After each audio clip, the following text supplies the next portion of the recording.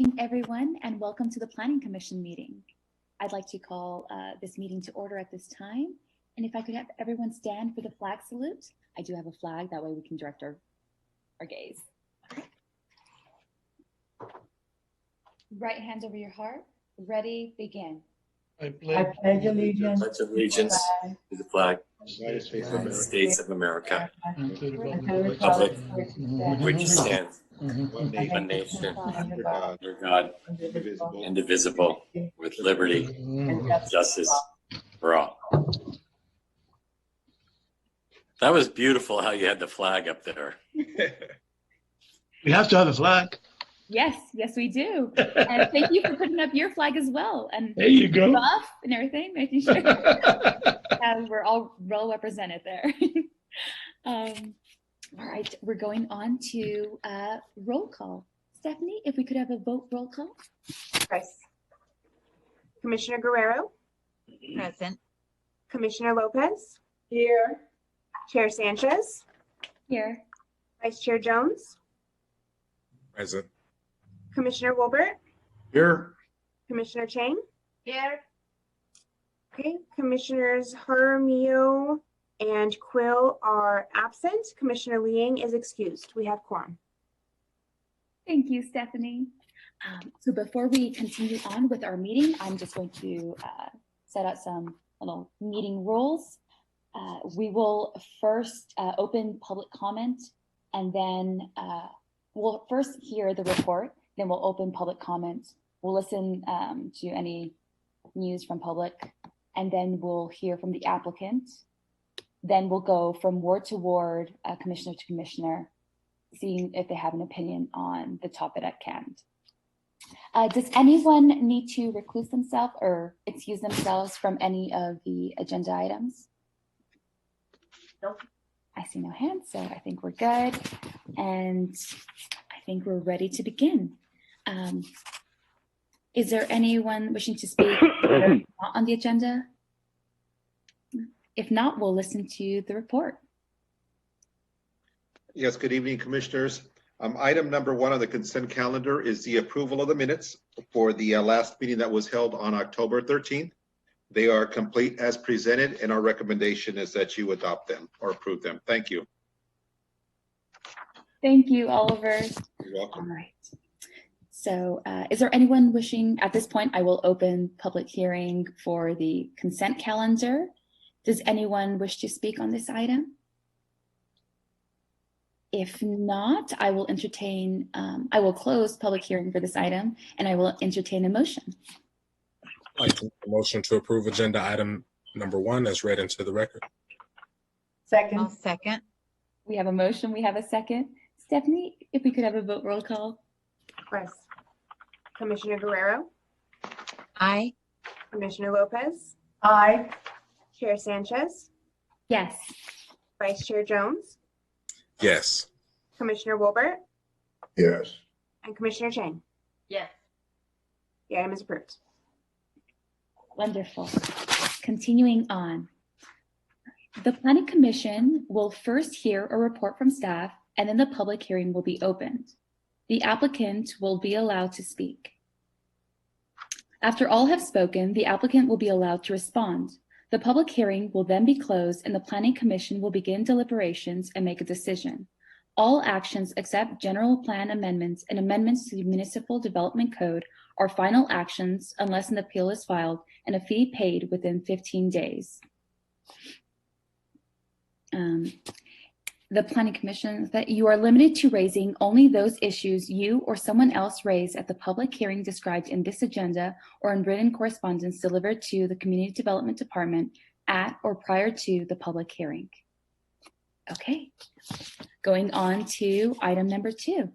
If we could have the staff report, please. Yes, Commissioners. Item number 2. Oliver, I'm sorry, real quick. Chair, I'm sorry to interrupt. I'd like to note for the record that Commissioner Jaramillo has joined as of 6:09 p.m. Perfect. Thank you, Stephanie. Okay, item number 2 is conditional use permit 17-16, public convenience or necessity letter 17-06, and subdivision 1906 involving tentative parcel map 19875. It's for the property located on the southeast corner of West Highland Avenue and North Medical Center Drive. We were prepared to present this item when the staff report was being prepared and completed. We were awaiting the memo from the police department that we typically include in our staff reports. Unfortunately, it has not been provided to us in time for tonight's meeting. So at this point, I would request that we continue this item to the next meeting, which is December the 8th. Thank you. Thank you, Oliver. At this time, I will open public hearing for this item.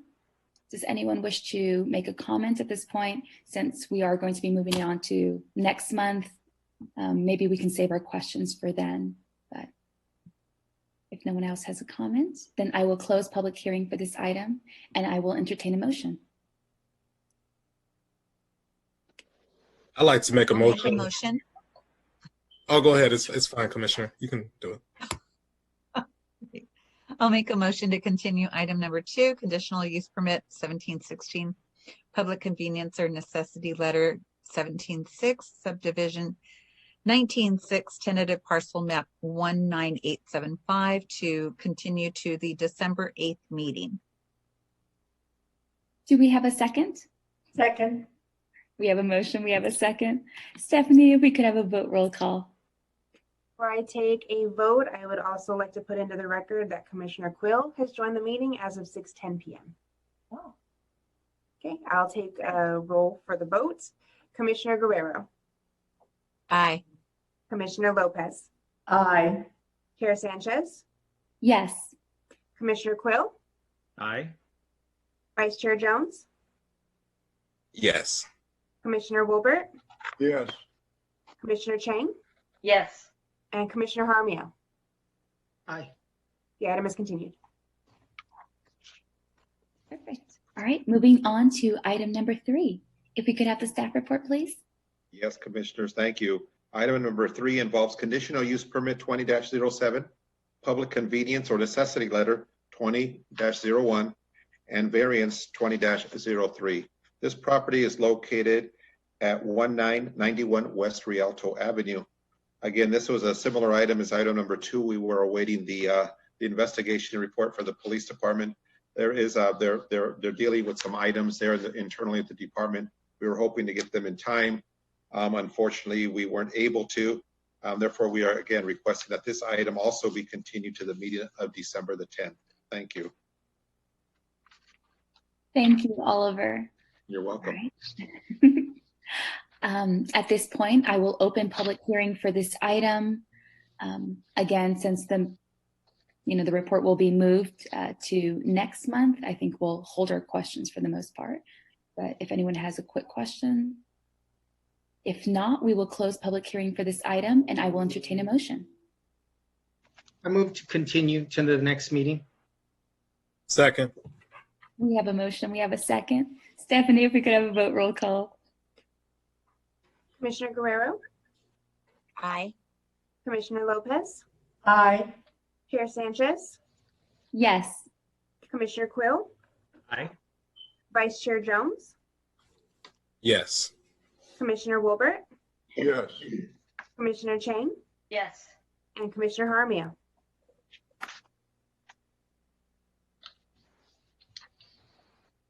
Commissioner? He's Yes. not. Okay, thank you. The item is continued. All right. Continuing on to our last item and number 4, if we could have the staff report, please. Yes, please. This was not being continued, so we're okay. Item number 4 is General Plan Amendment 20-01, Development Code Amendment 20-02, Conditional Use Permit 20-10, and Public Convenience or Necessity Letter 20-04. It involves the property that's located on the southwest corner of North Palm Avenue and West Kendall Drive. The proposed project is to be known as the San Bernardino Travel Center, and the proposal involves the change of the general plan land use designation from commercial to industrial, and the zoning district classification from commercial general to industrial light for the project site that contains approximately 8.10 acres. Next slide, please. The project also involves the consolidation of the existing 10 parcels into 2 separate parcels, where one parcel would be 6.588 net acres, and the second parcel would be approximately 1.40 net acres. This is after dedications and such. On parcel 1, we will have the service station with the convenience store that will also requesting an ABC type 20 license and a restaurant with a drive-through. Parcel number 2 will be the truck fueling station and the overnight truck parking. Next slide, please. This shows the aerial of the site. So you have the 215 freeway that runs diagonally on the upper right-hand portion of the slide. Palm Avenue is the street that's on the lower right-hand corner, and then Kendall runs almost parallel to the freeway. So it's this site is approximately 8 acres. And so this is the general location of the site. The next slide, please, will show the zoning.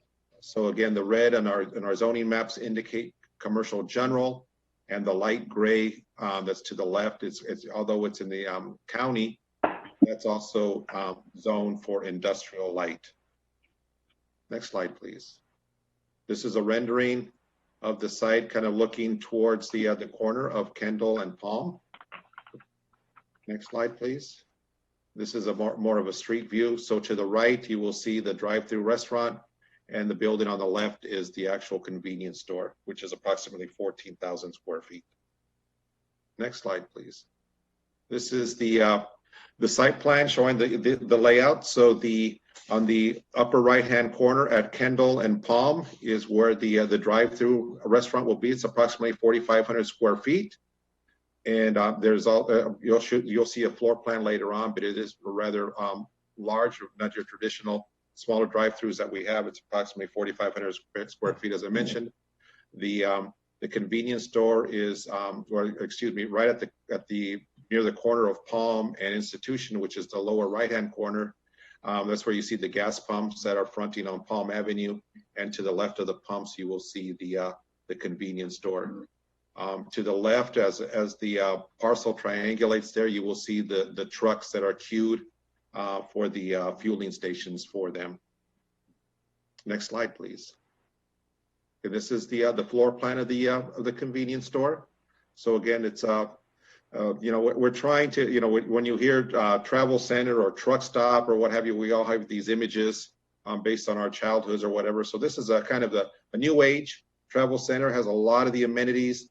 And so, roomy, and so there's sit down. There's going to be at least two food vendors inside, possibly 3. There's indoor seating.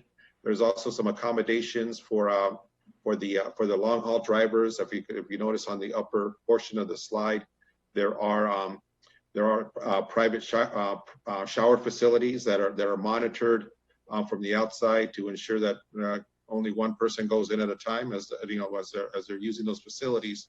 And so later on, we'll talk a little bit about the security, but this is essentially the layout. It's approximately 14,000 square feet. Next slide, please. These next couple slides will show you the elevations of this convenience store. So this will be the top portion of the slide is the entry. Next slide, please.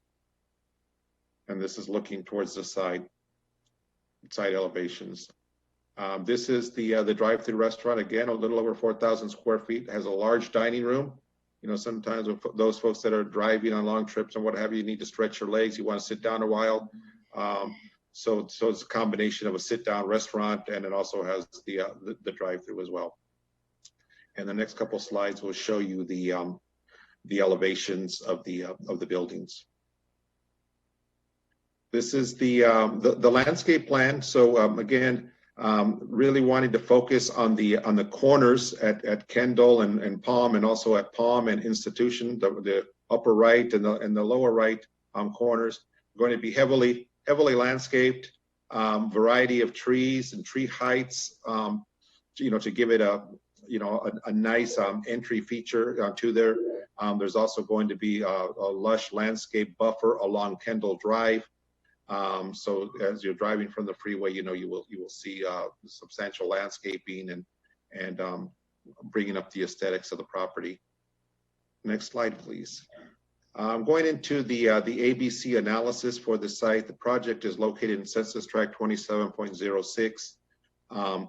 It does allow for 4 licenses, and there's it's a total of 5. So if you look at the table, this census tract runs into Fontana and Rialto. And so if you look at some of the and they're all primarily service stations where you have the Shell station is the one that's directly across the street on Palm, which the commission approved, I believe it was last year. And then in Rialto, way over on Riverside Avenue, about 3.5 over almost 4 miles away, we have a Rite Aid and a Ralph's that's in a commercial center. And then on Sierra Avenue, we have a handful of service stations that are over 4.5 miles away. And then there's also a Chevron that's in Rialto that's almost 5 miles away. I did want to also note that the 215 freeway is divides the census tracts. And so in census tract 45.03, that's on the other side of the 215 freeway. And you may be familiar that there was an ARCO station and a 7-Eleven at that ramp system. And those are approximately 1,000 feet away. And those have existing type 20 licenses for beer and wine.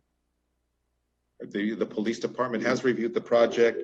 They did provide a memo and a report that was in the staff report, and they have no objection with the issuance of this license, and that they will be required to file and obtain an operator's permit from the police department should the item be approved concurrently with the licensing process with ABC at the state. Next slide, please. One of the items that we had to thoroughly examine on this project was obviously the traffic and primarily kind of how we are going to control that. There was a mitigated negative declaration that was prepared for this. It was circulated for public review. We had an extensive traffic study that was prepared for this. The applicant's consultant, Kimley Horn, they prepared the document. The document was peer reviewed by both our legal counsel at BB&K.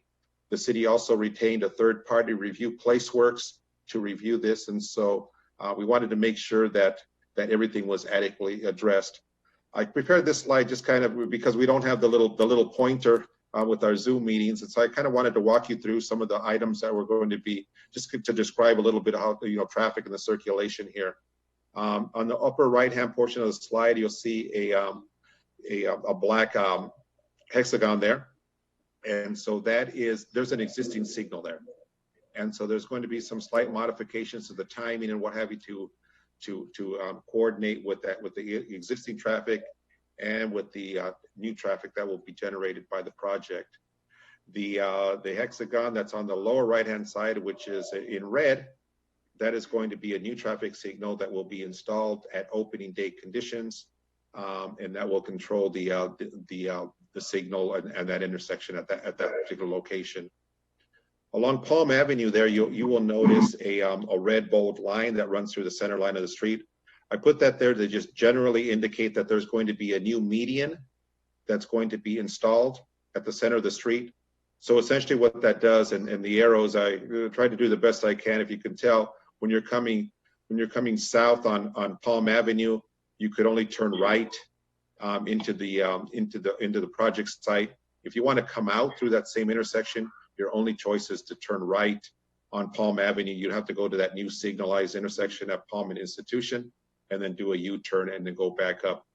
Otherwise, you can go to the driveway that's on the lower part of the slide. You'll see a green circle there. That's one option where you can come in and out for the cars.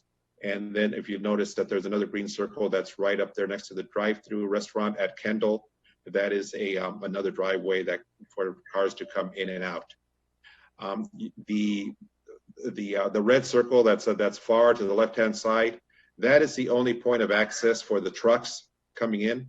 So those cars that are coming from south on the 215, they will exit there at Kendall, just to the left of where that driveway is. They'll come down and they'll turn in, and then when they get their fuel, they'll turn back around. They'll come out of that same driveway If they want to continue going south, they'll go south or to the right on Kendall, cross that intersection and jump on the freeway. And then for those that are coming northbound, they will exit just to the, it's not shown on the slide here, that just on the other side of the off-ramp where the freeway is, they will come under the bridge and then they will turn right on Kendall and then turn into the site. So I just kind of wanted to show some of the, kind of circulation. So there isn't a commingling of trucks and cars.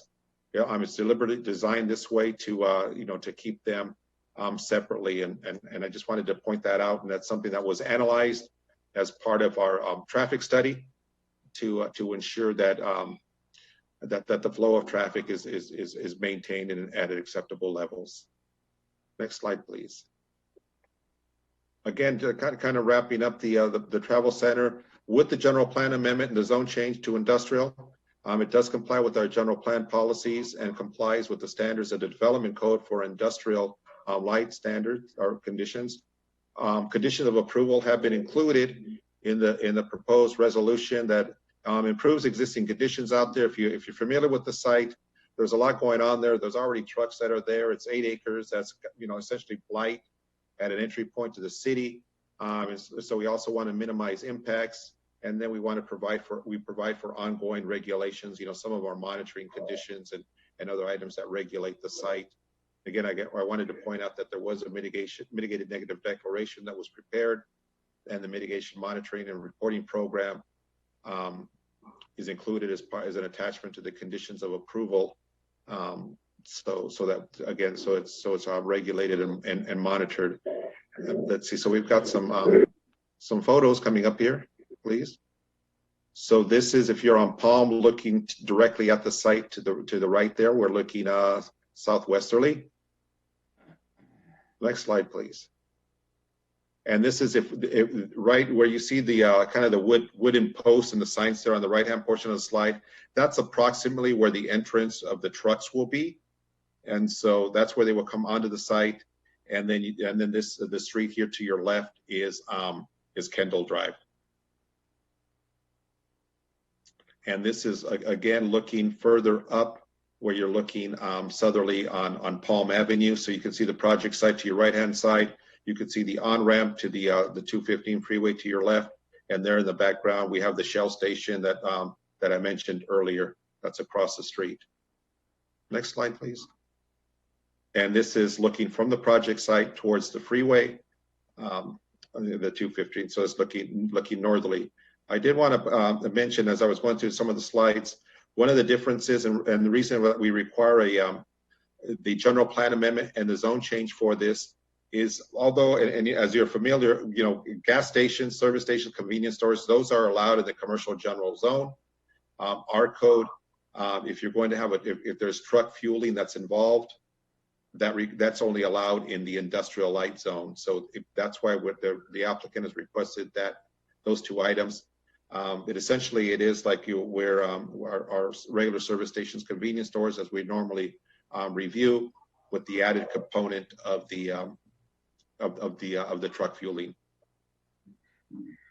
And with that, our recommendation is the Planning Commission adopt Resolution 2020-053, forwarding a recommendation to the Mayor and City Council that they adopt the mitigated negative declaration and that they approve the General Plan Amendment, Development Code, Conditional Use Permit, and the Public Convenience or Necessity Letter for the ABC license based on the facts of findings and subject to the recommended conditions of approval. We have a well representation of the applicant. He's here with the consulting team, architects, engineers. Alex is waving hello in the background. I think you might want to add something to us. I just wanted to add something, Commissioners. This project is subject to Caltrans review. So whatever the condition that you have in your resolution, that might be added to pending Caltrans review of the project. One of the conditions that we have that is for the applicant to submit the plans, and the city will help them out with Caltrans and work it with Caltrans. They would like to see the traffic study. They would like, because it's affecting some of their right-of-way. So they might have some other conditions to be added, just to let you know. Stephanie, would you mind maybe going back to one of the later slides that shows picture of the freeway. I think it shows the freeway in the background, and then the on-ramp to the right-hand side, I believe. It might be the last photo, please. Maybe the other one, next one, maybe. Okay, here. As Alex was mentioning, one of the things that Caltrans is going to be examining, and we've known about this for a while anyway, regardless of this project. As you are aware, there is that on-ramp. You can see that tan car that's approaching the on-ramp to the southbound 215 freeway. There is some analysis to do some improvements to that on-ramp.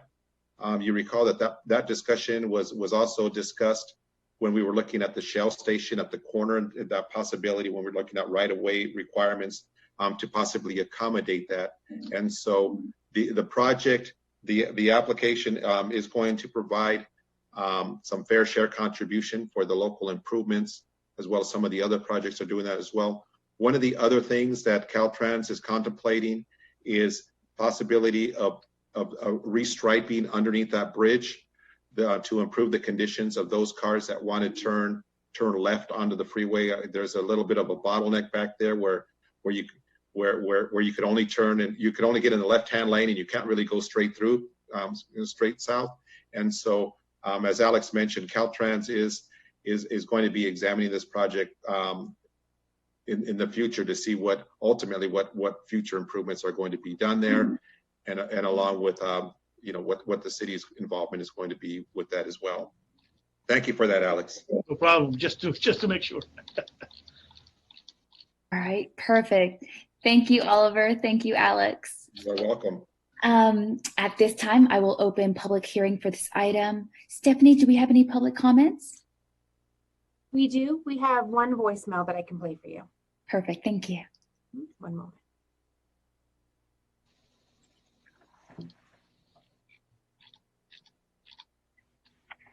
Hank Mitchell, Mitchell, Bergamot. This is for General Plan Amendment 2001, Development Code Amendment, Zoning Amendment 2002. Good evening, Planning Commission members and staff. This is a nightmare that is going to put a horrible, extreme strain on the Bergamot neighborhood.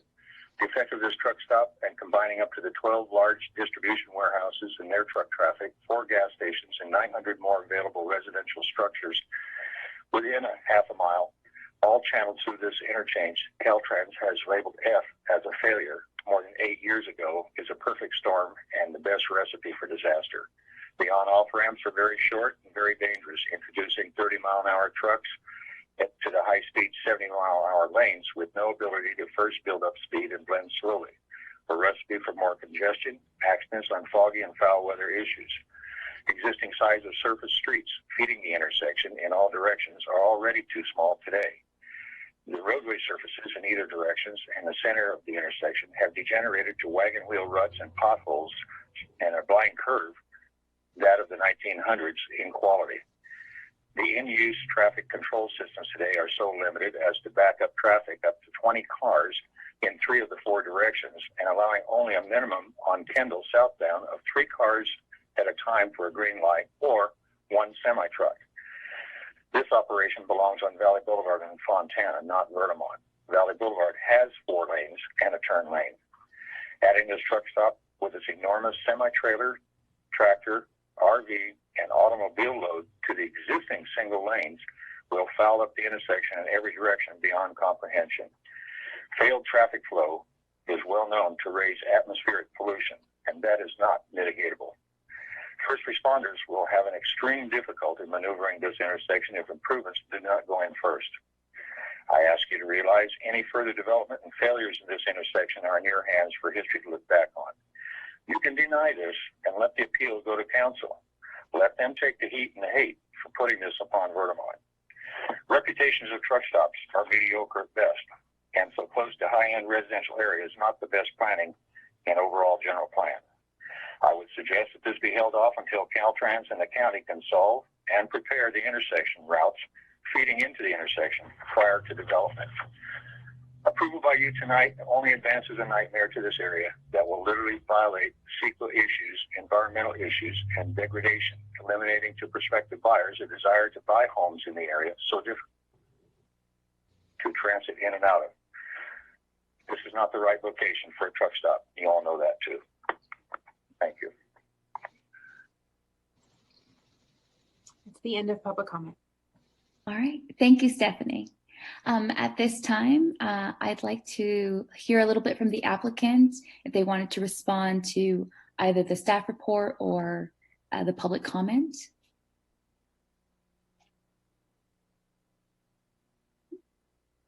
Can everybody hear me okay? Yes, yes, we can. Great. Well, good evening, everyone. Thank you, all of you, for jumping on. I know it's late in the evening, but I appreciate everyone's time. My name is Atman Kadakia. I'm the managing principal of Greens Development. We're based here in Irvine, California. We specialize in hotels, fuel stations, and retail. We have several projects that we're developing all around the Inland Empire, Riverside, Big Bear, Victorville, Loma Linda, Grand Terrace, and of course here in San Bernardino. We're also developing a hotel here in San Bernardino on Hospitality Lane, and we're very hopeful for your support tonight. One of the things to note about our company is that we not only develop, but we also operate all of our facilities. And so we're focused on really all facets of the business, not just the development side. First off, I'd like to start by thanking all of staff, all of our allies, Mike Huntley, as well as the mayor for tirelessly working with our team on this project through the last year. The mayor actually introduced us to the to the property owner, and you know, this area is currently littered with trucks parking illegally, parking you know, all over the area there without a lighted, gated, secured facility. And so I cannot thank the city of San Bernardino city staff and mayor enough, as they welcomed our business and this development with open arms from the very beginning. I would also like to extend thanks here to my design team, really all experts within their respective fields. We have Kimley Horn, who are leaders in the area. We have extensively studied traffic amongst a number of other items, and we have worked to add a signal light, enhance signal modifications, improve the streets, the curb gutter, and really redo that entire corner to develop something that I believe the whole city can be proud of. Our project will employ nearly 150 local San Bernardino residents, and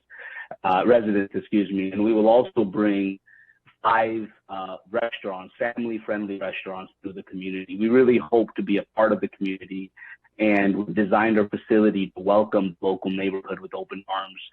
We will also have a 14,000 square foot convenience store, which will also serve as a mini grocery store for the whole community. We've done some preliminary math and some preliminary projections. We also expect to create millions of dollars in tax revenues, much of which will stay here directly in San Bernardino. I think we are projecting about 50 million in annual sales. And, you know, as we know, a lot of that goes directly back to the city.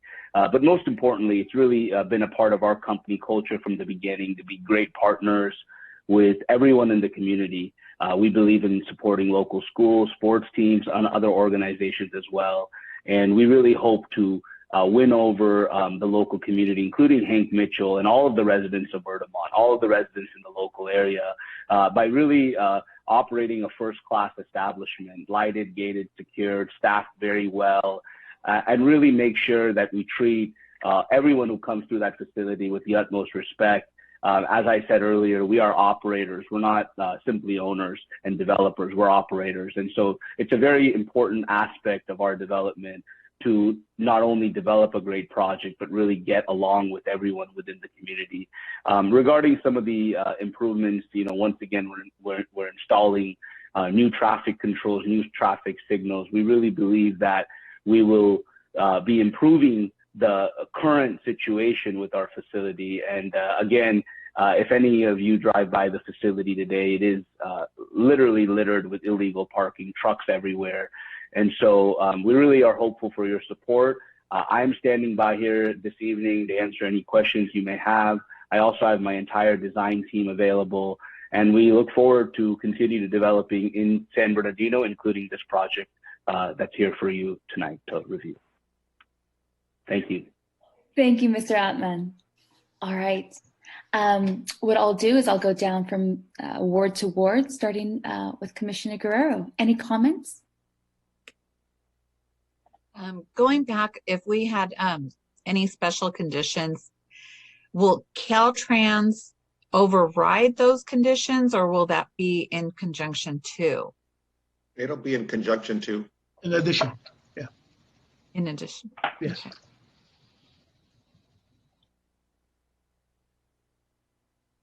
Right. Commissioner Lopez, any comments? Yes, I have several. I have a couple for Oliver and then a couple for the developer, if I may. Oliver, you said the intersection there, Palm, which my understanding is for people who go to the Vermont area, that's where they're going to exit Palm. Every time I go out there, that's where I exit. The only other one is University. And although the college isn't in session right now because of COVID, when it is in session, it is very difficult to get on and off. You mentioned that the traffic signal would be modified. There'd be some modification. What kinds of modification? Is essentially timing modifications to coordinate the queuing, if you will, synchronizing the signal at that location along with the signal that's on the other side of the freeway.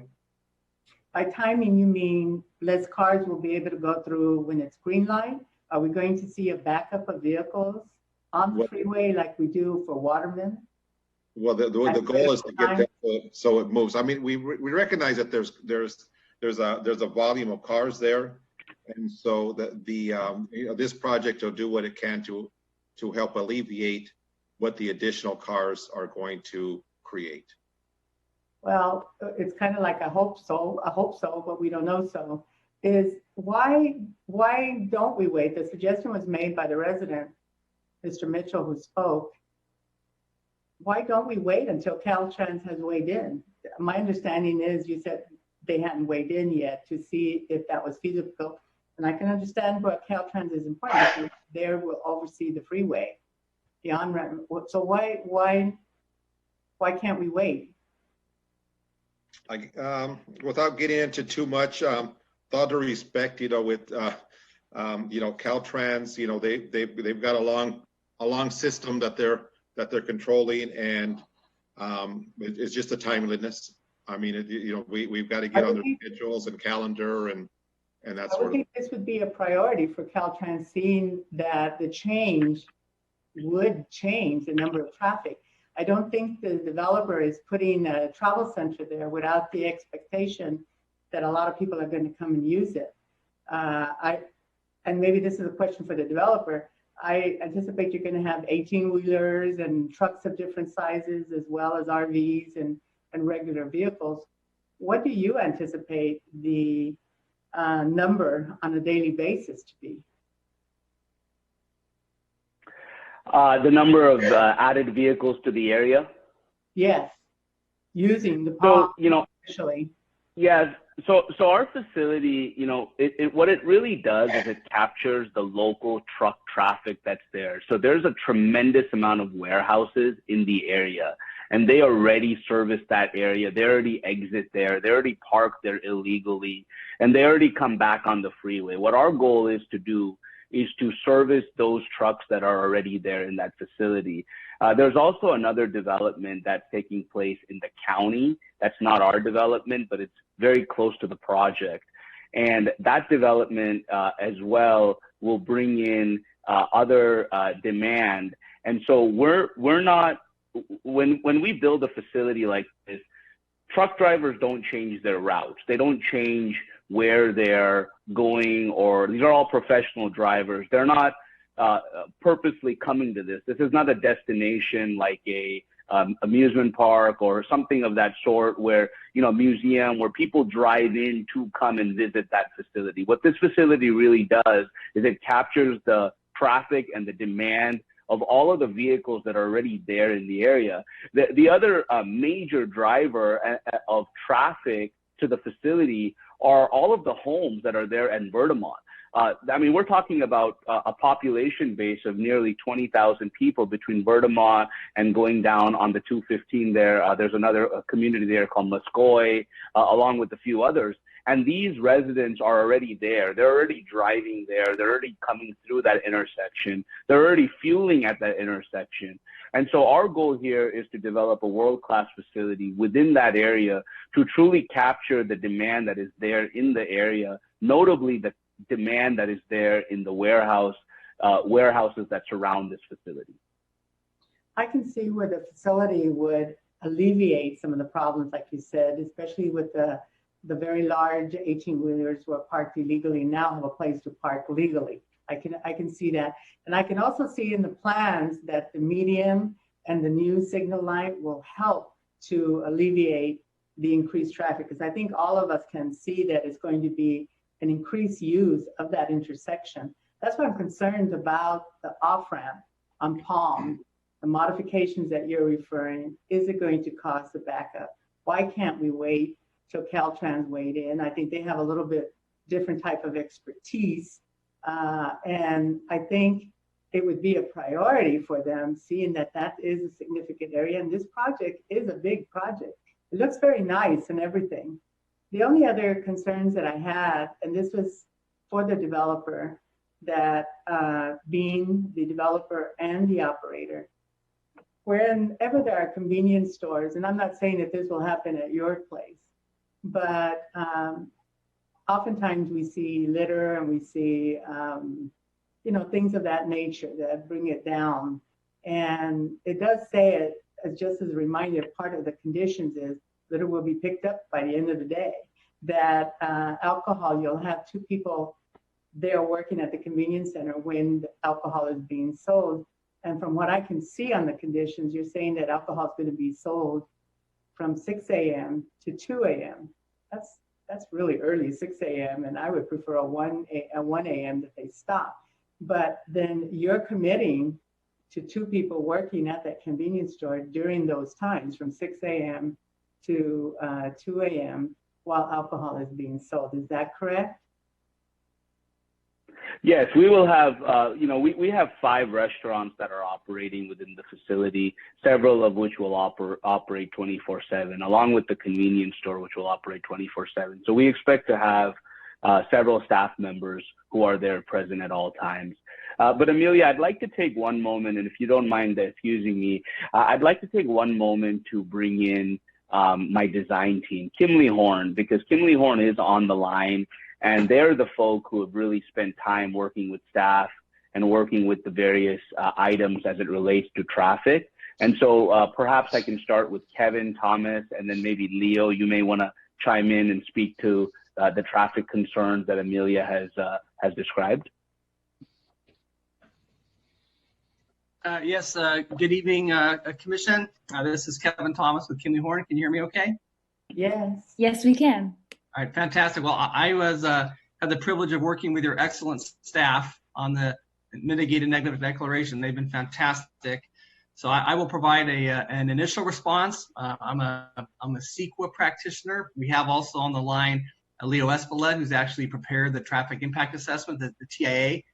So I can provide an initial response, and if you'd like to dive down into the real nitty-gritty, Leo can go as deep as you'd like. So I think just initially, just to respond to both the public comment and the Commissioner Lopez, the MND did specifically address impacts to local intersections and to Caltrans facilities, and found that with the recommended improvements, all the impacts would be fully mitigated.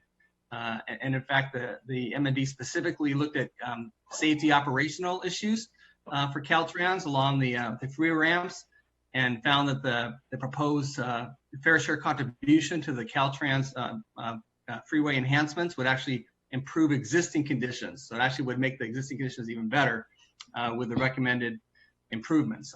We did a detailed Caltrans safety analysis, and Caltrans received the MND. They had an opportunity to review and comment on it. We received no comments from Caltrans. on the M&D, but have committed to working with city staff and Caltrans to contribute a fair share towards some of these enhancements that really would occur with or without the project. And Leo can dive deeper if you'd like to.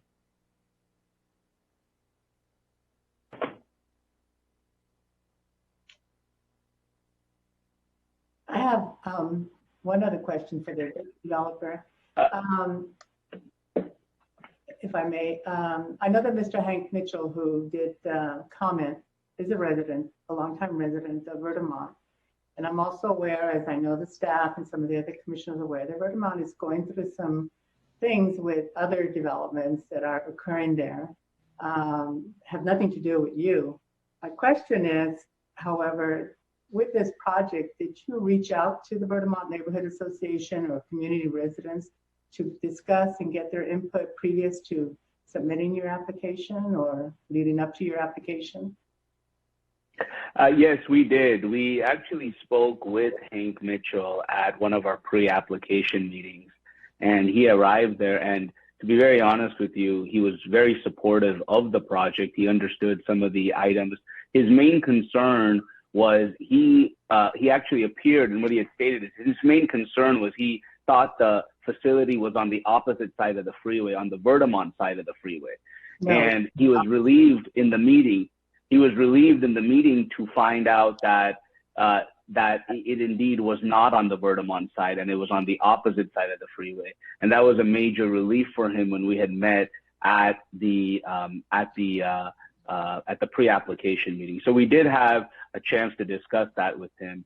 And, you know, we've really, you know, focused on the traffic. And I think, Leo, you were on mute, but Kevin, if you'd like to add anything to that, you know, please let us know, because I do believe you guys had reached out and had worked with Caltrans, as Kevin described. So if you want to speak to that, just chime in. But I'd really like to, you know, focus on the development as what the existing conditions are in the area, and what we're proposing to do. And really, I mean, we you know, staff has pushed us candidly in a positive way, but to enhance the landscaping, to improve the streets, to put in new curb and gutter, to put in improvements to the existing streets in front of our property, new streets along Palm Avenue. And so there's quite a bit of improvements that we're doing. And as was described earlier, we're installing a new signal light. We're improving the existing signal light. And so I think there's a lot of positive things that this development is bringing that I think Commission should consider. Leo, did you want to speak to the traffic? I see you there on mute. Yeah, good evening. Thank you, Admin. Yeah, I'd like to add just a couple of things, going a little more on the specifics. I think, as it was mentioned before by Oliver and Kevin and yourself, we did work diligently with Hassam and the city's traffic engineer, and then also following Caltrans and Caltrans requirements that are actually changing a bit. And Caltrans is now focused a little more on safety at the interchanges as well as operations. So we did a safety evaluation for the interchange as well as Palm, and I work with Hassam and the city staff in listing recommendations that we feel are appropriate for making the intersection and the interchange safer. Some of the recommendations had to do with better signage, obviously some of the simple things, signage and striping, but also some improvements to the coordination of the signals and some of the signals equipment for the interchange, as well as some of the recommendations, and this is specifically working with Hassam, about adding a left turn or striping a left turn pocket for vehicles going westbound onto the northbound ramp. That's a movement that we felt that was important to accommodate and to improve.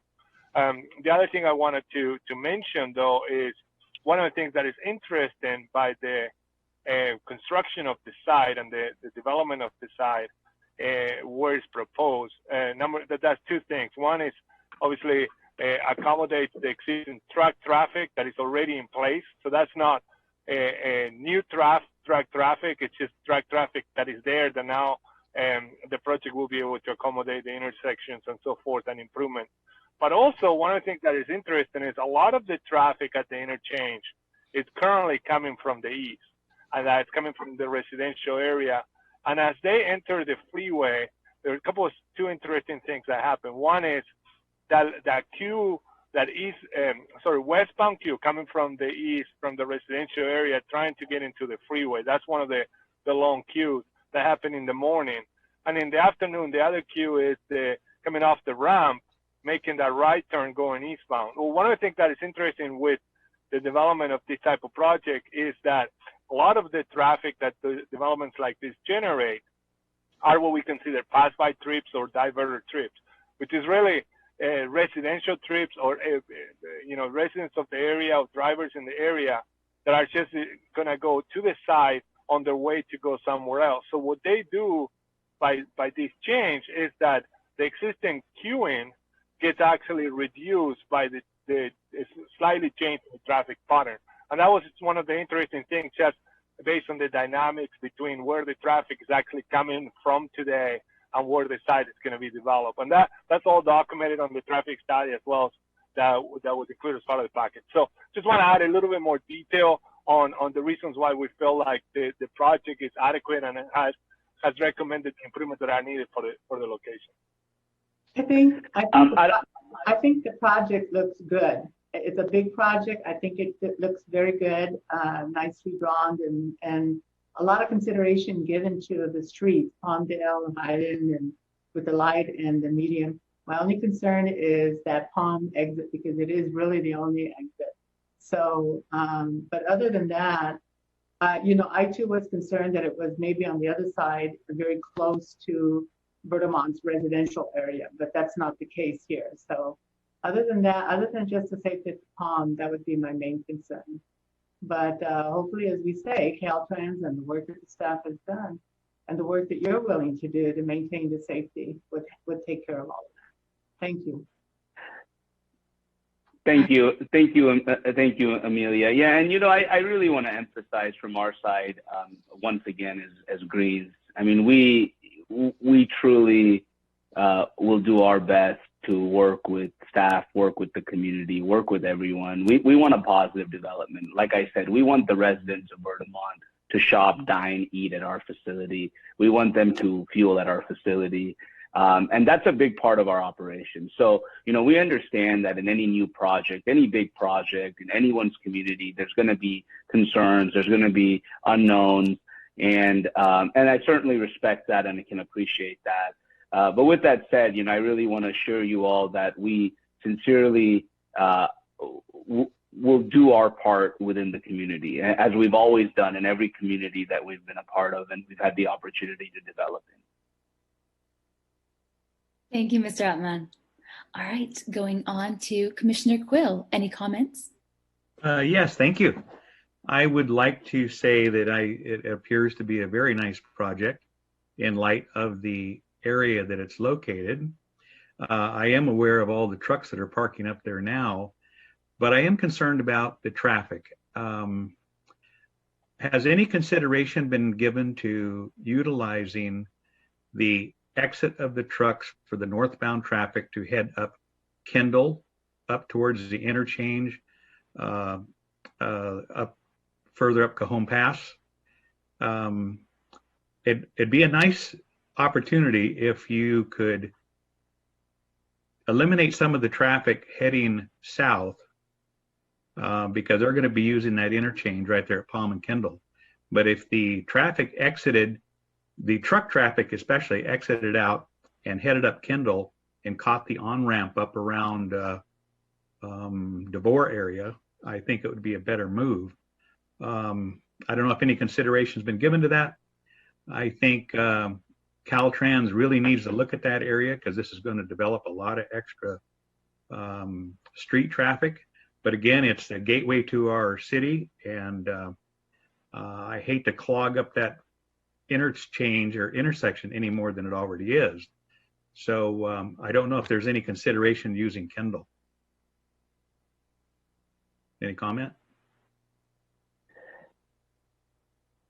I think I would like to, turn that back over to our design team, but I'm pretty confident. I think Leo and Kevin, maybe you speak to this a little further, but I think there's a misnotion here that Caltrans has not reviewed this project, and I do believe they have reviewed it and they've had a chance to comment. But Kevin and Leo, maybe you can speak to that a little further. You guys were dialed in much deeper as it relates to traffic and the engineering side of the project. Yeah, Leo, do you want to give that? So I think the question is, why could we not have trucks that want to go southbound head northbound? It looks like quite a considerable distance north on Kendall to get to that ramp. I think Leo can drive this more deeply, but I think, we did look at the truck traffic as it's planned to or anticipated to be distributed. None of the truck traffic really heads north into the Verdemont community. And as we've said, it's primarily picking up existing trucks that are going up and down the 215. And with the proposed routing of that truck, we actually show that we can address all of the project's traffic impacts and actually even probably improve existing conditions with some of the fair share contributions. But, Leo, you can maybe answer that in more depth if you want to. Yeah, sure. And I think that's a valid point. And I think what it will end up happening is some of the trucks that may choose to exit it or using Kendall to go northbound, and especially those that are going to go north, obviously take a different option. As part of our analysis, though, we need to evaluate kind of worst case scenario, and the worst case scenario will be all the trucks actually using Palm and the Palm interchange, and we analyze it, evaluate it that way. And our recommendations in the traffic study and in the M&D address a situation where it accommodates all the trucks. But therefore, I think trucks will do have an option to travel north, but I think it will be a longer travel. But again, they have the access, and the way that the design of the main entrance will be in Kendall will allow for that movement to happen. So I don't know if that answers the question, but in terms of our evaluation, we want to make sure that the worst case scenario is what's analyzed. I'm sorry, I just want to maybe this may be getting a little too deep, but Leo, correct me if I'm wrong, but I think one of the things that this project does is by allowing the southbound trucks to pull into the site via the Kendall driveway and then get back onto the freeway from a right turn onto Kendall is actually kind of protecting that southbound left turn movement from Verdemont that might back up otherwise. So I think that's one of the reasons why the project actually does not have the kind of effect that you might think it would. That's correct. Yeah. Well, what I'm suggesting, if I could, is if there is a way, perhaps with some signage or some directions, is to encourage and try and get your northbound traffic to go up Kendall to the furthest intersection, probably up by DeVore or whatever, to head north, and the southbound traffic obviously has to use the entrance there at Palm. So I'm just thinking if you could eliminate some of that traffic and get them heading up north would be better. And Larry, thank you for the suggestion there, and I think that's an interesting point. I think Leo, what he had suggested is that although some trucks may naturally go up that way, who are headed northbound, his assumption through his model and the studies that was done is that all trucks would go to Palm and Kendall, and even under that circumstance, the project was satisfactory. But with that being said, I think you bring up a good point that I'd be open to discussing with our operations as well as the rest of the team after this call. And perhaps what we could do is we could propose some signage that allowed trucks and said, hey, for faster access to the freeway or for more convenient access, please take a left turn here. And we could do something of that design. I think that's an interesting suggestion, that we can consider on our side. If that may help alleviate traffic. And maybe Leo, you can also, look at that and perhaps that's something that may make sense that we could do to help,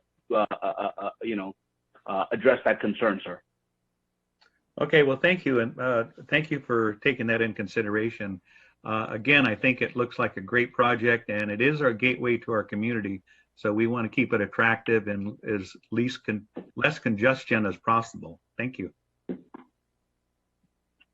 Wonderful. You know, just a small story. So my father, Sharad, he's present in the meeting here. He started the business in the late 80s. And I can remember since the age of, 5 or even younger when he'd take me to the properties. If there was as much as a cigarette butt on the ground, he would be picking it up. I've been there, literally I've been there at properties with him at 11 o'clock at night. I'm just like, let's just get into our hotel room, and he sees anything on any trash, he's there on the ground picking it up. And that culture has really stayed. We operate a number of hotels, we operate a number of fuel stations, and we have always, we always strive to have a first-class facility. Cleanliness, you can't change sometimes the age of a facility. Some are newer, some are older, but there's no reason why a facility can't be clean. And that's something that we really strive to have in our company culture, and our operations across the board carry that forward to this day. Thank you. All right. Commissioner Jones, any Madam Chair? Oh, yes, Commissioner, how are you? I'm sorry. I just wanted to say that I think, this is a good project, and I want to see if we could make a point of order to move to approve this. I'd actually like to hear from the commissioners. That way we can have all the cards on the table. That way we can amend things if necessary. So okay, I'll actually open it up to Commissioner Jones. Any comments? Thank you, Madam Chair. At this time, I have no comments. I think it's a good project. I think it would be a great addition to our community. And yeah, following the other commissioners, I think that we should move for approval eventually as well. But yeah, I think that it's a good project, and I appreciate the applicants considering San Bernardino as a place to start this new endeavor. So thank you. Great, thank you. Commissioner Wolpert? Yes, I think this is a great project. It looks like it's got a lot of planning into it. One of the things that I do like is that some of the things I've followed that complaint from a lot of truckers, and obviously there's a lot more traffic going on than before or in the past, but their biggest complaint is they don't have places to stop, to rest, to rest, to get something to eat, freshen up. They have to be off the road so many hours. I'm not familiar with that criteria, but this is good for the safety of the highways.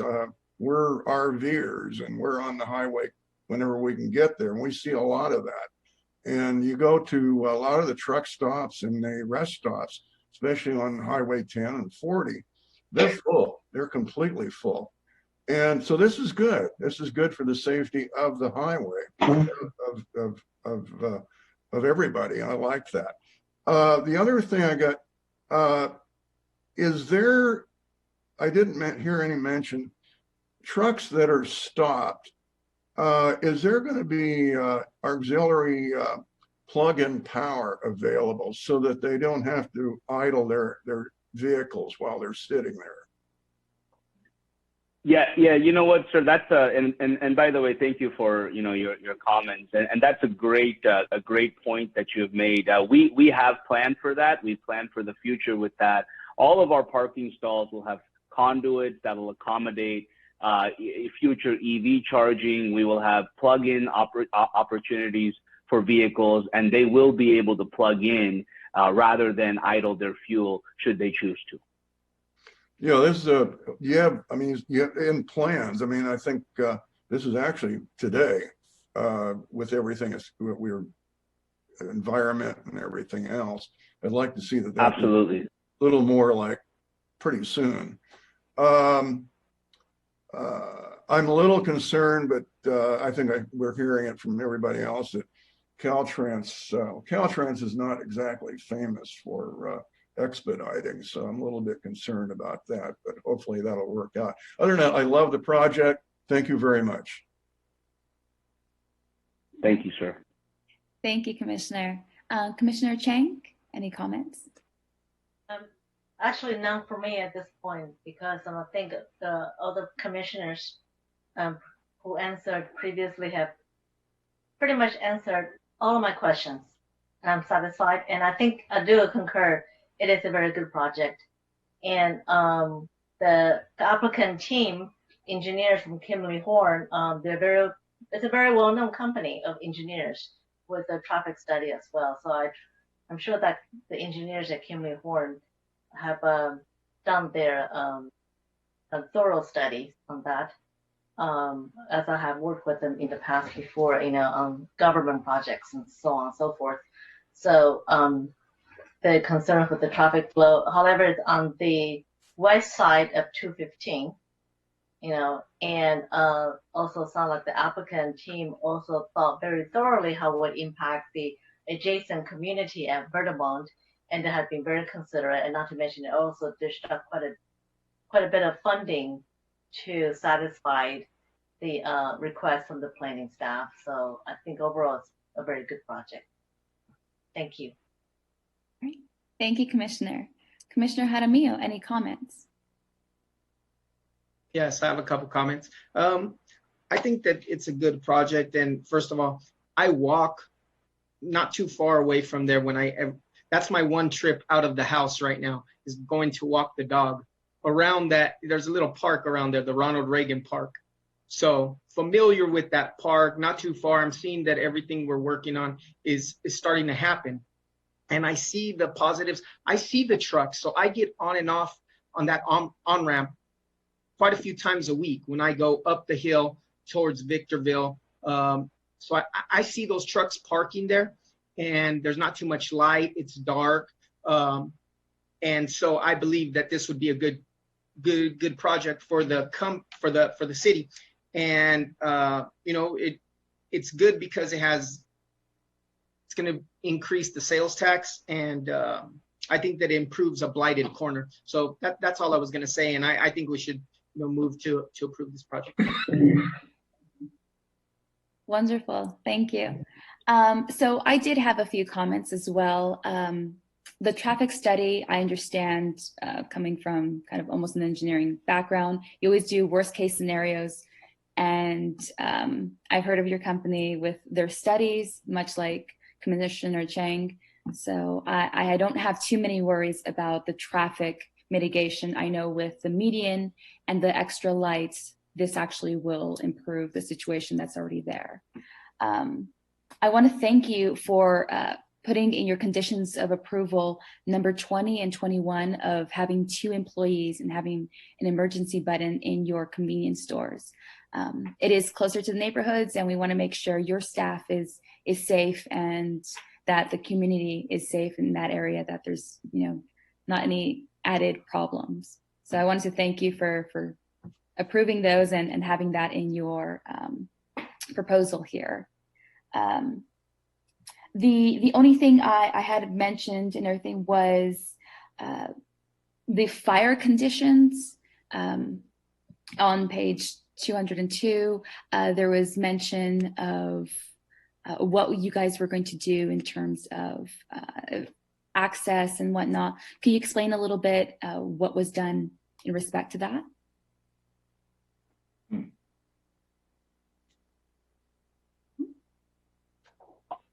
Stephanie, would you mind going back to the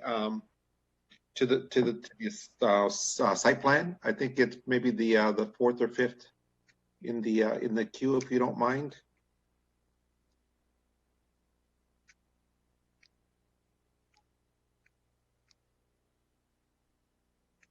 Okay, so when we started this exercise here, as you could see, that runs along the bottom portion of the site between the proposed project, and you have the 2 water tanks that are there. There is an existing easement that runs through that. It straddles both properties, that has been utilized by the water department to access those facilities. What this project has done is it's actually the title and the legal description and what have you was a little messy in terms of where those boundaries were, and in some places where the road was didn't match where the actual easement is. And so what they've done, what Kimberly Horn and the engineers have done, is they've actually created an alignment for that easement that's going to be recorded as part of the ultimate parcel map on this, that is going to continue to provide not only the access for the water department to those those facilities there, but also we work in coordination with the fire department, county fire, to ensure that they will maintain access to go up through there, and they'll actually be able to go through the entire easement from one end from Palm all the way up to Kendall. So that was one of the conditions that we worked on early on. We spent a lot of time in the beginning. We were doing our site planning exercise, not just the offsite improvements to alleviate some of the traffic items, but we also worked with the water department on the accessibility to this, what improvements needed to be done to that surface, and also with county fire to make sure that they were going to be able to access the site to their standards to be acceptable. There's fuel there and such, and they just wanted to make sure that was done. And so we've included that. We thank them as well. They put a lot of time into this also. All right, wonderful. Yes. I just wanted to make sure and everything, since it is higher up in kind of like the Vermont area, a little closer to the mountains, I wanted to make sure that the facility would be safe and everything, and that there is access in case of emergency. I have no problems with this project. I think it'll be a beautiful addition. From the renderings, it looks very nicely done, and I think it'll be a great addition to our city. Do we have any other comments by the commissioners? If not, I will close public hearing for this item, and I will entertain a motion. I'd like to make a motion to approve agenda item number 4 as read into the record. A second. We have a motion, we have a second. Stephanie, if we could have a vote roll call. Yes. Commissioner Guerrero? Aye. Commissioner Lopez? Aye. Chair Sanchez? Yes. Commissioner Quill? Yes. Vice Chair Jones? Vice Chair Jones? He said yes. Oh, sorry. Oh, yes, I'm sorry. Yes. Thank you. Commissioner Wolbert? Yes. Commissioner Chang? Yes. And Commissioner Jaramillo? Yes. The item is approved. Congratulations. Thank you, commissioners. All right. Thank you very much to you all. We look forward to working with the city and the staff on this project moving forward. All right. Thank you. Thank you. Thank you. Congratulations to you all. Congratulations. Thank you. All right. Continuing on to Planning Commission reports and announcements.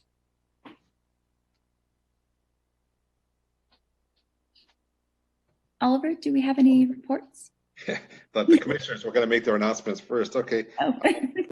As an update, at our last council meeting, the plan, we had a couple of items that were from the Planning Commission. If you recall, the TrueMark homes at Rancho Palma, when the commission approved that project for the development permit, subject to the condition requiring the split-faced block walls in between the properties. The applicant, TrueMark, they had appealed that portion of the conditions. That went to the Planning Commission at the last, the City Council at the last meeting, and the City Council actually upheld the Planning Commission's decision. They denied the appeal, so we will still remain to have the split face block on the side yards of that project. So that was done. We also have, you recall, the Warmington Homes project, the 96 homes over there on Berry Street, over by the freeway. That was also approved by the City Council. So we So we got those underway, and the item that you heard this evening, we're trying to schedule this for the meeting of December the 2nd for the City Council's consideration. With that, that's kind of an update of some of the council actions that were a result of the Planning Commission. I also wanted to mention that we are looking to, and Mike may want to add to this a little bit too. We are looking to go to the City Council in January sometime to kind of update them where we are on our general plan update. We have had, I've had a couple of conference calls with PlaceWorks, the consulting team on this. We're preparing for our kickoff meeting. Internal, it'll be an internal meeting. Michael and I, we had a call with them today again to kind of discuss kind of the roadmap and how we move forward. We are planning to have our internal formal kickoff meeting with the consulting team sometime in December, early December. We know the holidays are coming and such, and so we want to make the best of these few weeks that we have before we ring the new year in. And so as we start to move forward after January, we will come back to the Planning Commission, and I will provide you with those same summaries that we provide to the council, and of course we will keep you informed along the project on a regular basis. Michael, did you want to add anything to that? No, Oliver, I think you actually covered everything, but I would like to cover the workshop that City Council had as well. In some regards, this will be reviewed by the Planning Commission at some point in the near future. As Planning Commission is aware, the city has gone through a request for a proposal process for the development of Carousel Mall. I think you're aware this used to be a former redevelopment agency property. So council wanted to proceed with trying to find a development entity to work in partnership with the city to redevelop that site. We went through a process, took about a year and a half. We're down to the top two developers for consideration. We were going to schedule presentations by those developers to City Council. We opted to hold off. The new city manager, Rob Field, felt it was in the best interest to help council better understand some of the next steps as we proceed before they select their preferred development entity. So a few weeks ago, we did have a study session with City Council. We did walk through a number of things to help them better understand what the next steps were. So as an example, if council was to select a developer for the site, there's still a lot of work that has to be done. You know, we know that there's a 1 million square foot mall that's currently vacant. To be able to allow for the growth and development of that property, the demolition of that mall would have to occur. There's a lot of things that go into that. It's just not a matter of bringing a wrecking ball out and starting tearing it down. You know, we have to look at the existing building, its facilities. We have to do lead-based paint and asbestos tests out there. We know that there's some soil contamination issues from former uses before the mall was built that need to be evaluated. We also have to look at, as you're aware, the Harris department store building is directly connected to the mall. It didn't used to be, but it was as part of the development. We have to look at the structural integrity because that's really not part of our property. It's not really part of the mall. It's owned by someone else, as well as the Andreessen building as well. Both those are connected. So we have to be able to evaluate the structural integrity of that as we consider that. So the city manager felt it was in the best interest for us to start that work and start to get that work done. We also have 5 separate entities that have parking leases out there we have to work through. And there's a number of other issues. So really, we felt it was in the best interest to inform council about the work and then maybe coordinating a parallel approach, which would be then having these 2 development entities come and do a presentation in January, council then selecting the preferred developer, and then us working on what's called an exclusive right to negotiate on the property. That'll take some time. Then we're going to work through the due diligence that they're going to have to do when considering buying the property from the city. So that will take from 12 to probably 16 to 18 months. Moreover, council wants us to do a specific plan for downtown. I think for the most part, Planning Commission is aware of that. And we want the development entity to work hand in hand with PlaceWorks and city staff and the commission to develop a long-term plan for downtown. So they felt it was in the best interest to take all these and do them in parallel instead of doing them back to back, because that just means it'll take longer. So what council's direction was to us is to move forward running these in a parallel path, which means we're now going to start looking at the possibility of demoing the mall, all the steps that are involved, engage the developer, have them do their presentation, enter into an agreement with them, and then us run these parallel.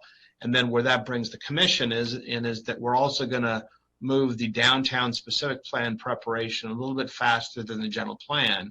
And what that'll do is it'll allow the planning commission to assist us and the developer and Placeworks in creating a specific plan for downtown, the Carousel Mall being one of those critical components. So, with that, the city council has given the city manager direction to kind of work a little faster on that component of the update to the general plan. So, and that'll be something the planning commission will be involved with too. So there's a lot of work to be had. There'll be a lot of things coming back in front of the planning commission, all of which are good for the long-term growth and development of the city. So there's Oliver and his shop's going to be not just busy, they're going to be extremely busy, as well as other city departments in moving this forward. And it's just, it's good to have the ability to move forward. And I thought that was something important to share, the workshop we have with council, their direction, and what some of the next steps are going to be. And as Oliver mentioned too, we're going to have that the next steps in moving the general plan forward. We'll keep the planning commission involved as well. So Oliver, was there something else you want to add? No, that's good. I think that's in a nutshell. Big nut. Yeah, exactly. Wonderful. Thank you so much. Much like Oliver mentioned, I just wanted to thank City Council with the Rancho Palma decision of upholding kind of what our decision and keeping them true to what they promised and everything. So I want to thank City Council right now for doing that for us. Aside from that, I think that's the end of the reports. There's no director's report. I mean, that is the report. I think we will go towards adjournment. And I have one more thing. Oh, yes, Commissioner Jaramillo. I just want to let everyone know today would be my last meeting. I'm going to be still around. I gave the mayor my resignation. I'll still be showing up every so often, hopefully on the other side of things, helping the city in the sense of helping clients and bringing projects, into the city. So I'll still be off of Hospitality Lane, but I just wanted to say that I had a good experience, and I'm happy to have met each and every one of you guys, and hopefully we'll be working together in the future. Thank you. Thank you for your service, Carlos. Okay. Thank you very much. Thank you. Thank you, Commissioner. We'll miss you. We wish. Thank you. Yes, Commissioner Wolbert. I'm waving goodbye to Commissioner Jaramillo. Go on, be strong. Something that at least I found interesting, every meeting for how long, there's always been at least one or two drive-through restaurants, and they've never been reinvented. They're always the same thing. And one of the common problems is traffic control. And Burger King, picked up this article, I bring it up because I found it interesting. Burger King is trying a new concept in Florida. A typical drive-through restaurant is plus or minus 3,000 square feet. So what they're doing is they're stacking another level on top, and that's the food preparation kitchen. Now, what that does is isolate the cooking from open kitchens like the restaurants we have around, so they can control the environment of the cooking. And what they've done is they've created anywhere from 2 to 4 aisles underneath this. And through modern convenience and conveying and everything else, it's pretty simple to handle. So they can bring in 4 aisles at one time or close it down depending on the activity. And this is all still in the 3,000 square foot area. And I find it interesting because it kind of addresses some of the problems that have come up to us at times. And they're experimenting with it, but I just wanted to share that because I think it's a very interesting concept. It's something that we're not going to get away from. It's here. Thank you. Thank you, Commissioner. All right, if no one else has any other comments, we will go towards adjournment. Do I have a motion to adjourn the meeting? I'd like to make a motion to adjourn this meeting until December. All right, do I have a second? A second. All right, we got 2 seconds. And then I think we'll just kind of all say aye or the count of 3. Yeah. Pretty much. So 1, 2, 3. Aye. Aye. Aye. Aye. Aye. So our meeting is adjourned till December. Happy Thanksgiving. And are those everyone.